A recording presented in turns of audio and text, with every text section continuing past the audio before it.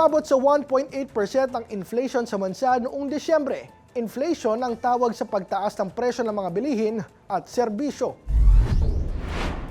Batay sa datos ng Philippine Statistics Authority o PSA, mas mataas ito kumpara sa 1.5% noong November 2025, pero pasok pa rin sa 1.2% hanggang 2% forecast ng Bangko Sentral ng Pilipinas para sa nasabing buwan.